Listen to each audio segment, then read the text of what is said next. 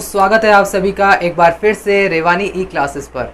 तो दोस्तों कैसे हैं आप सभी। उम्मीद करूंगा आप सभी बढ़िया होंगे और अच्छी तरह से अपनी तैयारी कर रहे होंगे। तो दोस्तों अपना टॉपिक चल रहा है ज्योमेट्री। आज इसका पार्ट 14 है। कल तक अपन ने पार्ट 13 कंप्लीट कर लिया था। कल के लेक्चर में मैंने क्या बताया था आपको लास्ट में बताया था मैंने सर्कम सेंटर यानी परिकेंद्र, और मैंने परित्रिज्या बताई थी कि किस तरह से त्रिज्या निकाली जाती है। ठीक है, तो आज अपन पढ़ेंगे ऑर्थो सेंटर। ऑर्थो सेंटर पढ़ने से पहले मैं आपको बताऊंगा सर्कम रेडियस और इन रेडियस में क्या रिलेशन होता है। ठीक है, जब त्रिभुज क्या हो, समबाहु त्रिभुज हो यानी इक्विलेटरल ट्राइंगल हो और एक हो राइट एंगल ट्राइंगल। ठीक है, उससे पहले मैं आपको बिटवीन ये रिलेशन बताऊंगा, उसके बाद अपन पढ़ेंगे ऑर्थो सेंटर यानी कि लंब केंद्र। तो चलिए दोस्तों बिना किसी देरी के स्टार्ट करते हैं। वीडियो अगर अच्छा लगता है तो लाइक करके इसे शेयर कीजिएगा और ज़्यादा से ज़्यादा सब्सक्राइब कीजिएगा, अपने दोस्तों तक इसे शेयर कीजिए। नोटिफिकेशन बेल दबाएंगे तो आपको नोटिफिकेशन टाइम पर मिलेगी। तो चलिए देखिए, सबसे पहले relation between R and R, capital R and small R. तो relation between capital R and small R. Capital R क्या है, यहाँ पर परित्रिज्या है, बिल्कुल परित्रिज्या, और स्मॉल आर क्या है, अंतःत्रिज्या। ठीक है, तो क्लियर है, ये चीजें हैं। अब इसमें किस तरह से निकालेंगे रिलेशन, क्या रिलेशन होता है जबकि अपन को एक क्या दे रखा हो, समकोण त्रिभुज दे रखा हो और एक समबाहु त्रिभुज दे रखा हो। तो समबाहु त्रिभुज के लिए क्या होगा और समकोण त्रिभुज के लिए क्या होगा, दोनों केस पढ़ेंगे अपन। तो अपन अब क्या पढ़ रहे हैं, रिलेशन पढ़ रहे हैं। ठीक है, तो देखिए मैं यहां पर एक क्या बना देता हूं, एक डायग्राम बना देता हूं, किसका, राइट एंगल ट्राइंगल का। ठीक है, ये लीजिए, ये हो गया right angle triangle A B C. ठीक है, ए बी सी। अब इसके अंदर मैंने आपको बताया था परित्रिज्या क्या होगी। परित्रिज्या ये होती है कि यहां से अगर मैं इस पे लंब समद्विभाजक डालता हूं तो ये जो सी है, ए सी, ये जो भुजा है, जैसे मान लो ए के सामने तो ये ए है और बी के सामने ये पूरी बी है, ये बी और सी रख लो, ये बी है ये सी है, तो सी के सामने वाली ये पूरी भुजा सी है। ठीक है, और बी के सामने ये बी है। चलिए ठीक है, तो जब समकोण त्रिभुज के अंदर अगर मैं कहूं आपसे परित्रिज्या का मान बताइए, तो परित्रिज्या क्या होता है, हाइपोटेन्यूज का अपॉन 2 यानी आधा होता है, तो c अपॉन 2 हो जाएगा। ठीक है, ये आपको क्लियर है, मैंने ये सब बताया हुआ है, किस तरह से आया था ये भी बताया था। ठीक है, और अगर मैं कहूं इस राइट एंगल ट्राइंगल की इन रेडियस बताइए यानी कि स्मॉल आर बताइए, तो आप क्या बताएंगे, मैंने बताया था a plus B minus C upon 2। याद है सबको, याद होना चाहिए भाई, देखो है ना, कंटिन्यू रखना है अपन को और रिवाइज करते चलना है। आपको पता है ना ये कौन सा पार्ट चल रहा है ज्योमेट्री का, पार्ट 14 चल रहा है। 13 पार्ट तक अपन ने कोई घास नहीं काटी है, अपन ने आराम आराम से सबको लेकर चला है और एकदम कंप्लीट ज्योमेट्री पढ़ेंगे अपन। ठीक है, बस अब ट्राइंगल खत्म होने वाला है, इसके बाद अपन जमकर प्रैक्टिस करेंगे इसकी, है ना, फिर अगला टॉपिक लेंगे।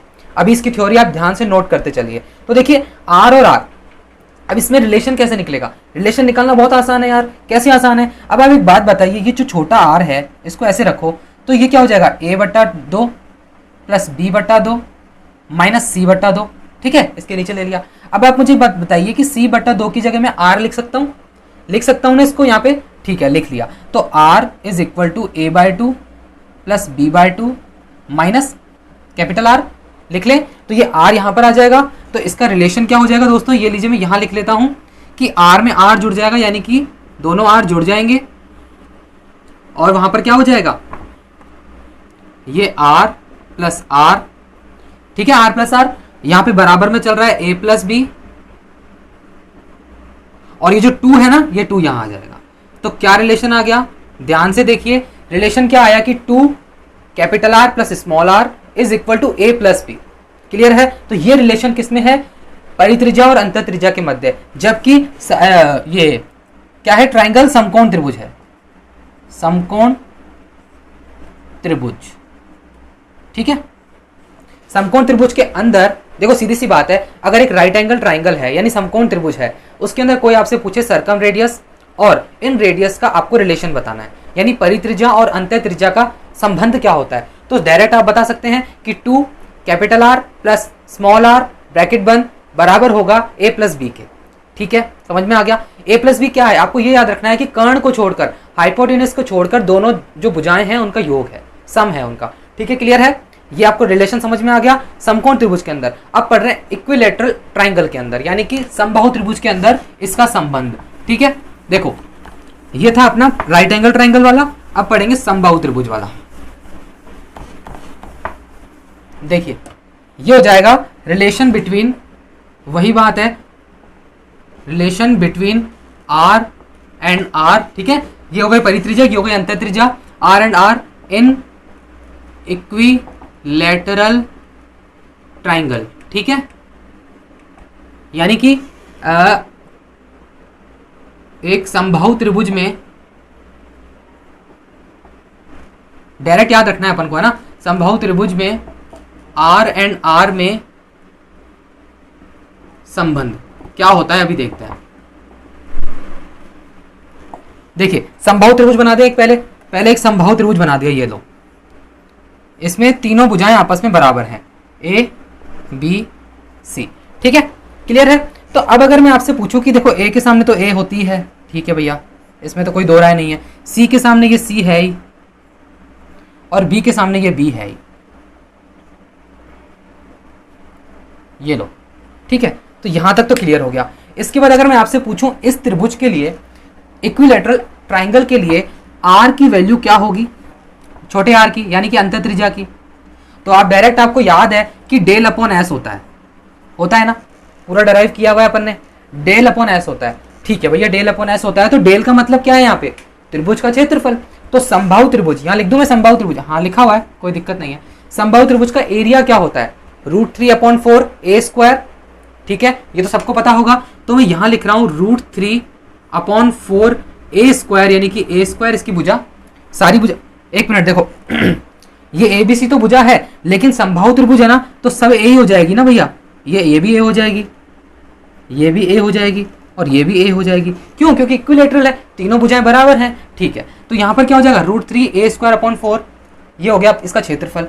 भुजा क्या है, भुजा एक है, एक एस, सॉरी ये एस क्या होता है, एस क्या होता है, अर्ध परिमाप। तो अर्ध परिमाप क्या होगा इसका, a + a + a, तीनों भुजाओं का योग बट्टा 2, अर्ध परिमाप। तो यानी कि तीनों भुजाएं कितनी है, 3a/2, भाई सीधी सी बात है ना, 3a/2 होगा, तो 3a/2 होगा, मैं उसको ऊपर ले जाता हूं 2 को, ध्यान से दिख रहा है ना आपको, डेल यानी √3a²/4, ठीक है।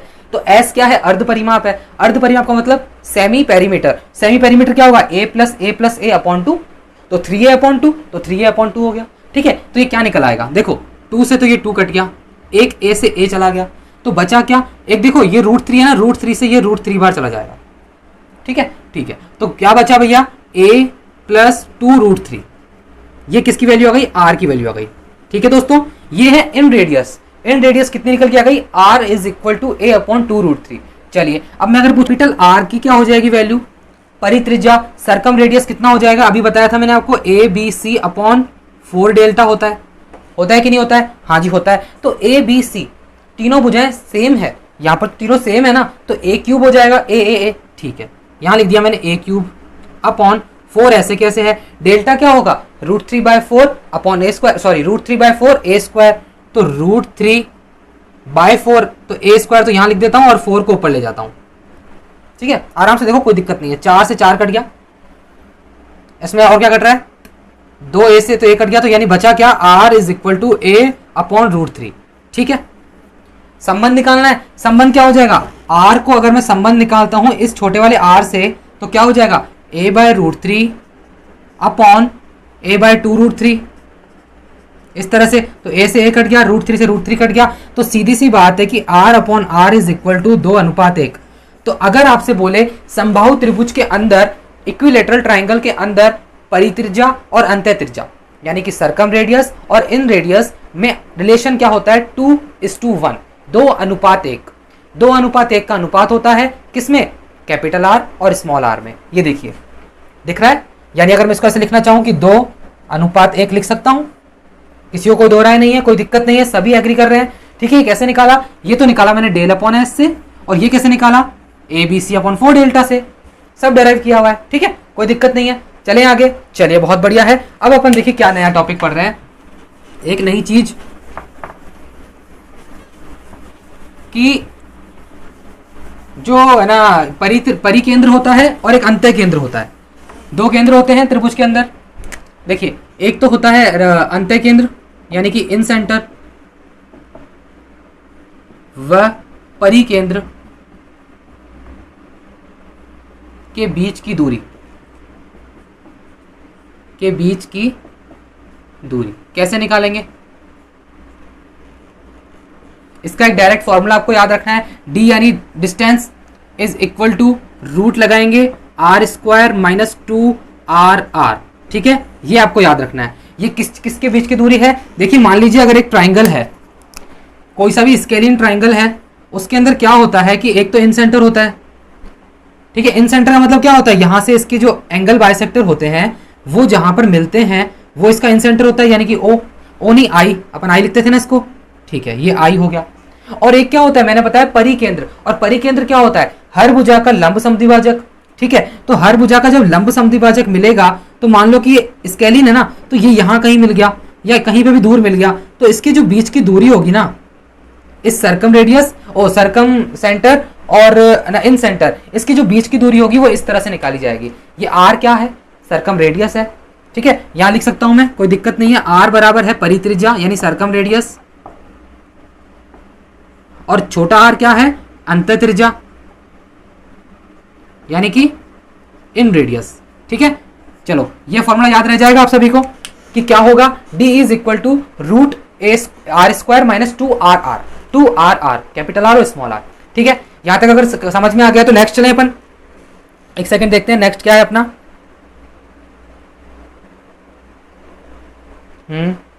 ये पढ़ लिया। अब अपना है नेक्स्ट टॉपिक ऑर्थो सेंटर यानी कि लंब केंद्र। लंब केंद्र पढ़ लेते हैं, उसके बाद अपन थोड़ा सा और पढ़ लेंगे, उसके बाद इस सेशन को बाइंड अप करेंगे। तो देखिए लंब केंद्र पढ़ने से पहले आपको एक बात बताता हूं, लंब केंद्र होता क्या है। लंब केंद्र का मतलब ऑर्थो सेंटर। देख रहे हो ना आप कि एक ट्रायंगल में कितने सारे सेंटर निकल रहे हैं। सबसे पहले अपन ने जी पढ़ा, सेंटरोइड। सेंटरोइड क्या था, जब भी 3 मीडियंस आती है, माध्यिकाएं जिस पॉइंट पर काटती है उसे सेंटरोइड कहते हैं, जी हो जाता है, ठीक है। उसके बाद अपन ने पढ़ा इन सेंटर। इन सेंटर क्या होता है, जब भी तीनों के तीनों एंगल बाइसेक्टर जिस पॉइंट पर बाइसेक्ट करेंगे, इंटरसेक्ट करेंगे, यानी हिंदी में अगर बोलूं तीनों कोण समद्विभाजक जिस बिंदु पर प्रतिच्छेद करेंगे उसे अपन क्या कहेंगे, अंत्य केंद्र कहेंगे, ठीक है भैया। इन सेंटर भी हो गया। फिर अपना आया एक्स सेंटर यानी कि बहिर्केंद्र। अब बहिर्केंद्र क्या था, जब भी एक ट्राइंगल था उसकी बाहर की 2 भुजाओं को, किन्हीं भी 2 भुजाओं को आगे बढ़ाया जाए और उसके जो बहिष्कोण होते हैं एक्सटर्नल एंगल, उनके बाइसेक्टर्स जिस पॉइंट पर मिलते हैं उसे एक्स सेंटर कहते हैं, बहिर्केंद्र बोलते हैं, ठीक है। उसके बाद अपन ने पढ़ा सर्कम सेंटर। सर्कम सेंटर यानी परिकेंद्र। अब परिकेंद्र क्या होता है, तीनों भुजाओं के लंब समद्विभाजक जिस पॉइंट पर मिलते हैं उसे ही अपन सर्कम सेंटर कहते हैं। सारे सेंटर क्लियर हैं। अब आ रहा है अपना ऑर्थो सेंटर। अब ये ऑर्थो सेंटर क्या होता है, देखो एल्टीट्यूड आपको पता होगा, यानी कि लंब, ओनली लंब, समद्विभाजक नहीं, लंब। तो देखो एक अगर मैंने मान लो ये बना दिया ट्राइंगल, अच्छा खासा ट्राइंगल ABC बना दिया, ठीक है। इन तीनों के अपने अपने खुद के ये हैं, ये कोण है, ठीक है। इस कोण की तो जरूरत वैसे है नहीं, ठीक है। तो A के सामने वाली भुजा A हो जाएगी, C के सामने वाली C हो जाएगी, B के सामने वाली ये B हो जाएगी। क्लियर, चलो ये तो भुजाएं हैं, ठीक है। अब देखो अगर सामने वाली शीर्ष से 3 शीर्ष होते हैं, तीनों शीर्षों से अगर मैं लंब डालूं, ओनली परपेंडिकुलर डाल रहा हूं मैं ना, ओनली परपेंडिकुलर, इसको मैं बीच में से तोड़ नहीं रहा, यानी कि लंब समद्विभाजक नहीं है, परपेंडिकुलर बाइसेक्टर नहीं है, ओनली परपेंडिकुलर है, जिसको अपन एल्टीट्यूड बोलते हैं इंग्लिश में शायद, है ना। हाँ, तो यहां से अगर मैं डालूं, ये डल गया, ये लंब डल गया, ओनली लंब है, ठीक है। इस तरह यहां से भी जाएगा, एक लंब ये चला गया, एक लंब में अगर यहां से खींचूं तो ये हो गया, ये सब 90 डिग्री, ठीक है, समझ में आ रहा है। और ये जिस पॉइंट पर मिला, पेन चेंज करके लिखते हैं, ये जिस पॉइंट पर मिलते हैं उसे क्या कहेंगे अपन, ऑर्थो सेंटर, ठीक है। ये लो मैं ओ लिख देता हूं इसको। तो अपन अब क्या पढ़ रहे हैं, अपन ने स्टार्ट कर दिया है ऑर्थो सेंटर। मैंने आपको इसकी वो भी बता दी है कि क्या होती है ऑर्थो सेंटर को हिंदी में क्या बोलते हैं, लंब केंद्र, ठीक है। तो लंब केंद्र की परिभाषा क्या होगी कि एक त्रिभुज में जब भी तीनों शीर्षों से डाले गए लंब जिस पॉइंट पर मिलेंगे, जिस पॉइंट पर प्रतिच्छेद करेंगे, उस पॉइंट को अपन क्या कहेंगे, लंब केंद्र कहेंगे, ऑर्थो सेंटर कहेंगे। अगर इंग्लिश वर्ड्स बोलूं इसके, तो तीनों वर्टेक्स से अगर एल्टीट्यूड डाले जाते हैं जिस पॉइंट पर वे इंटरसेक्ट करेंगे या मीटिंग पॉइंट ऑफ क्या एल्टीट्यूड्स है ना in a triangle is called orthocentre. Clear है? चलिए ऑर्थो सेंटर के बारे में तो आपको पता चल गया। चलो अब अगर आपसे क्वेश्चन पूछा जाए उस जैसे पहले अपन करते थे वैसे ही करेंगे कि यहां पर एक कोण बन रहा है BOC, ये वाला कोण, तो आपसे पूछे कि भैया ये वाला कोण क्या है, और ऐसे क्वेश्चन एग्जाम में बनते हैं। अभी CHSL का एग्जाम आया उसमें भी ऐसा क्वेश्चन आया था, ऐसा नहीं आया था उसमें इन सेंटर पर बेस्ड आया था, लेकिन ये ऑर्थो सेंटर है, आ सकता है, काफी अच्छा टॉपिक है। तो देखो ये इन सेंटर नहीं सॉरी ऑर्थो सेंटर पर बना हुआ कोण निकालने के बारे में आपको पूछ रहा हूं मैं, तो कैसे निकलेगा? आराम से निकलेगा। पहले इसको अपन डराइव करेंगे कि भाई कैसे निकला। तो देखो सबसे पहले आप मुझे एक बात बताओ कि यहां पर एक क्वाड्रिलेटरल बन रहा है कि नहीं बन रहा है? ACO, ये पॉइंट ले लो यार, क्या लिया था अपन ने? कुछ नहीं लिया ना अभी तक, ले लेते हैं। ABC, तो ये हो गया D, ठीक है, D, ये हो गया E और ये हो गया F, ठीक है। दिख रहा है F? दिख रहा है यार, है ना, समझ जाना, यहाँ पे F लिखा हुआ है। तो AEOF, क्या आपको एक क्वाड्रिलेटरल दिख रहा है? क्या चतुर्भुज दिख रहा है? AEO और F दिख रहा है भैया, ठीक है। मैं यहाँ पे देखो यहाँ पे लिख रहा हूँ चतुर्भुज AEOF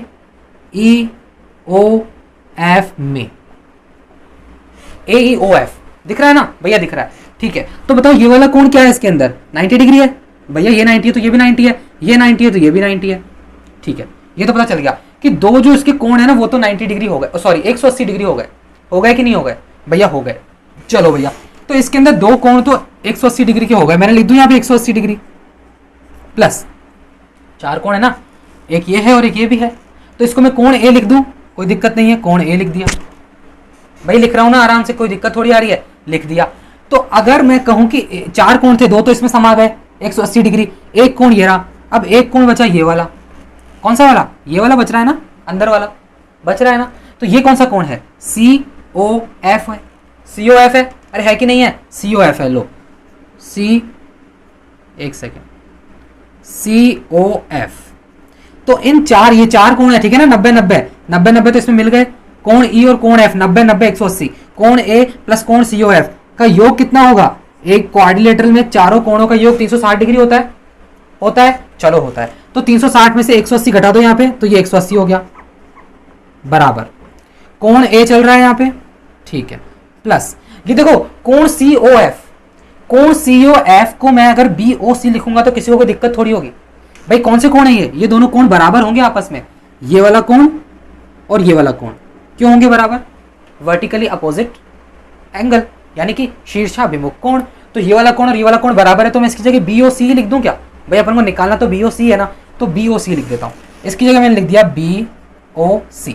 अब निकालना क्या है? BOC। तो कोण BOC यानी एंगल BOC की वैल्यू क्या आ गई? 180 डिग्री माइनस कोण A। तो यही तो फाइंड करना था, ये वाला ही तो कोण कह रहा था मैं आपको कि BOC का कोण क्या होगा? 180 डिग्री माइनस A होगा, और ये A क्या है? इसके पीछे बनने वाला कोण, ठीक है। अब आपसे एक क्वेश्चन पूछा जाएगा, क्या पूछा जाएगा कि भैया जी आप ये बताइए कि ये वाला कोण कितने डिग्री का होगा? AOC बताओ। तो कोण AOC कितने डिग्री का होगा? 180 डिग्री तो रहेगा ही सेम, माइनस ये कोण पूछा ना मैंने, तो इसके पीछे का कोण क्या है? अगर इसके पीछे का कोण देखे तो कोण B है, तो कोण B घट जाएगा इसके अंदर से, एक तो ये निकल गया, लो, ठीक है। अब अगर आपसे पूछूं कि ये वाला कोण कितना होगा, यही पूछूंगा ना, हाँ ये वाला AOB, तो कोण AOB is equal to 180 degree minus क्या, इसके पीछे का कोण क्या है? कोण C है, ठीक है। तो आपसे ये वाला कोण भी निकालना आ गया, यानी कि अपन ने भी क्या निकाला? ये अपन ने फाइंड क्या किया? हम लोगों ने ये फाइंड किया कि लंब केंद्र यानी ऑर्थो सेंटर पर बना हुआ कोण आपको निकालना आ गया है। कोण कौन सा कोण? लंब केंद्र पर बना हुआ कोण, यानी कि ऑर्थो सेंटर पर बना हुआ एंगल आपको निकालना आ गया कि 180 डिग्री में से क्या घटाओगे? इस कोण के पीछे वाला। अब एग्जामिनर कैसे भी दे सकता है, मान लो ये वाला कोण दे दिया उसने, ये वाला कोण दे दिया तो ये वाला पूछ लेगा। आपको इतना सा ध्यान रखना है कि ये और ये जो कोण है ना, दोनों 180 डिग्री के योग के बराबर होते हैं भाई। यही तो है बात, तो यही है ना कि 180 डिग्री बराबर A प्लस ये रहा, ये देखो, ये याद रखना है आपको। तो अगर मान लो ये दे दे तो ये निकाल लोगे, A कोण दे देगा तो ये निकाल लोगे, ठीक है ना। दोनों में से कुछ भी देगा आप निकाल लेंगे 180 में से घटा के, क्लियर है। चलो तो आपको ये समझ में आ गया ऑर्थो सेंटर, सॉरी हाँ ऑर्थो सेंटर क्या है, ऑर्थो सेंटर आपको समझ में आ चुका है। अब आपको मैं एक चीज बताता हूं कि ऑर्थो सेंटर की स्थितियां क्या क्या होती है, मतलब पोजीशन कहां कहां पर होती है। एक तो इक्विलेटरल में बताओ, न्यून कोण त्रिभुज में, एक अधिक कोण त्रिभुज में और एक समकोण त्रिभुज में, तीनों में स्थितियां अलग अलग होगी इसकी, और कहां कहां होगी वो देख लेते हैं। ठीक है, ये समझ में आ गया होगा, मैं उम्मीद तो ऐसी करूंगा, कोई दिक्कत नहीं है ना। मैं हर चीज को आपको डायराइव भी करता लेके चल रहा हूं कि आप ये आई कहां से थी। अब मैं डायरेक्ट लिख भी सकता था कि कोण बीओसी बराबर 180 डिग्री माइनस कोण पीछे वाला, लेकिन कैसे आया वही बता दिया आपको मैंने। ठीक है, तो देखो अब मैं आपको क्या बता रहा था कि एक न्यून कोण में, यहां इससे लिखूं मैं कि लंब केंद्र यानी कि ऑर्थो सेंटर की स्थितियां यानी कि पोजीशन है ना, स्थितियां, पोजीशन,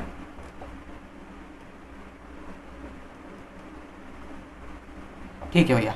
कैसे कैसे होगी, सबसे पहला मैं यहां पे ले रहा हूं न्यून कोण त्रिभुज यानी कि एक्यूट एंगल ट्राइंगल। ठीक है, न्यून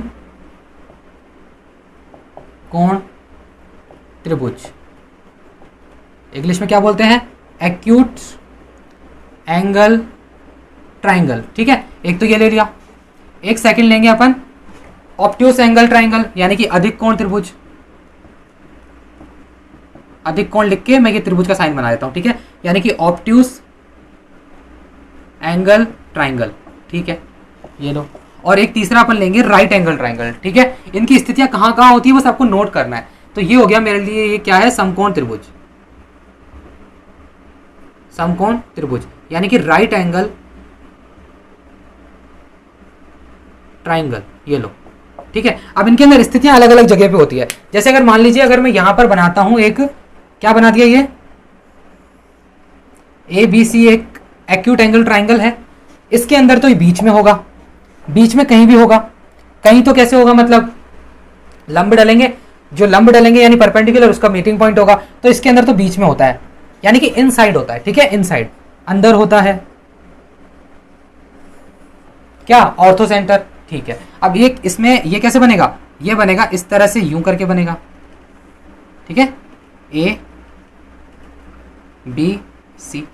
ठीक है, इसके अंदर आपको ध्यान रखना है कि ये बाहर बनेगा इधर कहीं पे, और ये कैसे बनेगा मैं बताता हूं। देखो यहां से अगर लंबा आएगा, वहां से लंबा आएगा, यहां से लंबा आएगा, तीन लंब आएंगे तो ये बाहर मिलेंगे। तो आपको बस इतना सा ध्यान रखना है कि आउटसाइड होता है। ठीक है, बस इतना सा ध्यान रख लो, क्या ऑर्थो सेंटर आउटसाइड होता है। अब आपसे एक क्वेश्चन अच्छा वाला पूछते हैं कि समकोण त्रिभुज में कहां होगा, भाई राइट एंगल ट्राइंगल पे कहां होगा, ये राइट एंगल ट्राइंगल है, तो आपको यह ध्यान रखना है कि राइट एंगल ट्राइंगल में ऑर्थो सेंटर की स्थिति समकोण पर होती है, यानी 90 डिग्री पर होती है। किस पर होती है, 90 डिग्री के शीर्ष पर होती है। यहां पर मैं लिख सकता हूं position on 90 on vertex of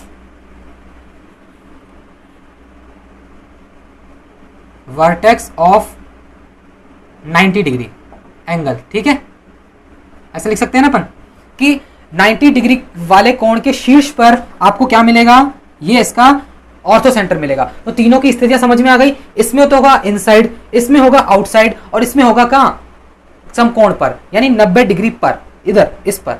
ठीक है, और इसके चारों ओर फिर वो बन जाएगा, लंब केंद्र से एक वृत्त बनना होगा। तो ठीक है, तो आपको ये समझ में आ चुका है, कोई दिक्कत नहीं है, यहां तक समझ में आ गया। स्क्रीनशॉट लेना हो तो स्क्रीनशॉट ले लिया करें आप। ठीक है ना, चलो अब देखो एक नई चीज बताता हूं कि एक त्रिभुज है मान लो, फिर अपन इसके बाद इस सेशन को यहीं तक रखेंगे, उसके बाद कल नेक्स्ट सेशन को अपन स्टार्ट कर देंगे। ठीक है, तो देखो ये एक समकोण त्रिभुज है। ठीक है, क्या बनाया मैंने, एक समकोण त्रिभुज बता रहा हूं मैं आपको, ये लो,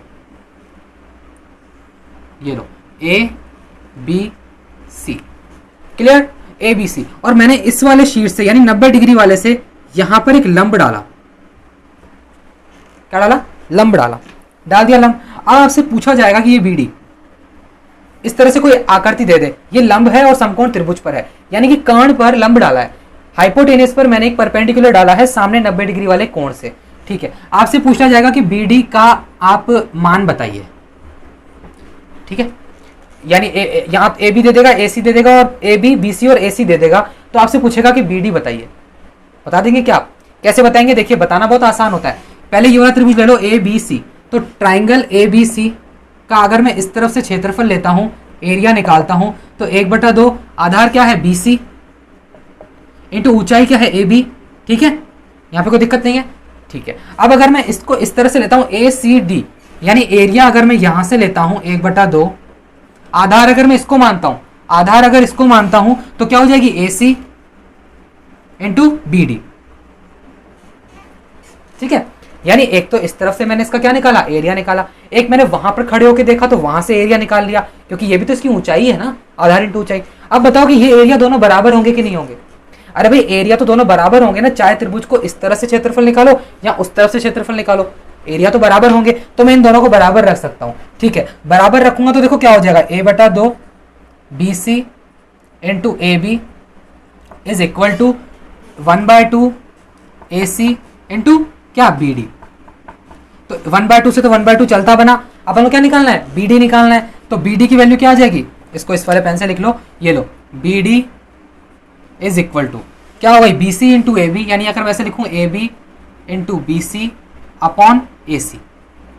ये लो, ये हो गया डेरिवेशन हो गया इसका। लेकिन आपको ये याद रखना है कि अगर मान लो कभी ये पूछ ले, ऐसा कोई चित्र बना के दे दे और आपसे ये पूछ ले और 3 भुजाएं दे दे, एक तो ये दे दे, मतलब मैं बताना चाह रहा हूं आपको, एक तो ये दे देगा, एक ये दे देगा और एक ये पूरी दे देगा, तो आप कैसे निकालेंगे, इसको और इसको गुणा करेंगे AB और BC को और उसमें भाग लगा देंगे कर्ण का, यानी आधार और लंब को गुणा करके भाग लगा देंगे कर्ण का, तो BD निकल आएगी।